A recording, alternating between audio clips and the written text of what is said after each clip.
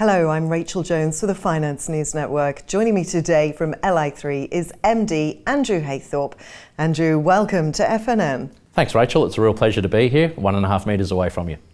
Now, first of all, could you start with an introduction to the company? LI3 was floated a few years ago, 20-cent IPO. And of course, over the last few years, it's been a very tough market for junior explorers. And during this last sort of 6 months period, the company's been looking at refocusing, rebuilding, and looking at new opportunities to develop wealth for shareholders. Thanks, Andrew. Now, could we talk about those WA projects? What do you have planned? Absolutely. Well, just before Christmas, we completed a deal where we acquired a large land holding of properties in the Murchison province in West Australia. Murchison District's a famous gold producing and base metals district in West Australia, been producing for over 100 years. Things like Mount Magnet in particular have been quite well known around the world, with substantial production over the last century.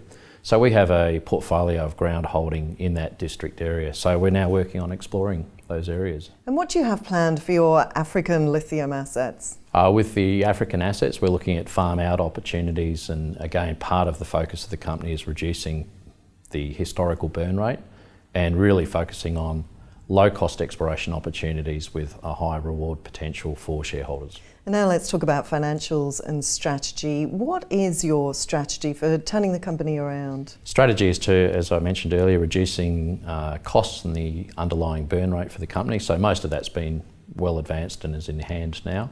And moving forwards, our exploration portfolio, most of it is about 6 hours drive north of Perth, so we don't even need to fly in, fly out. We can actually drive in, drive out.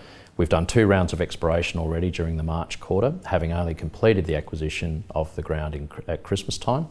And we've got assays pending, waiting for the second program sampling results to come in, hopefully next week. And what's your cash position? Cash position as of December in our quarterly report that we put out in January was over $900,000.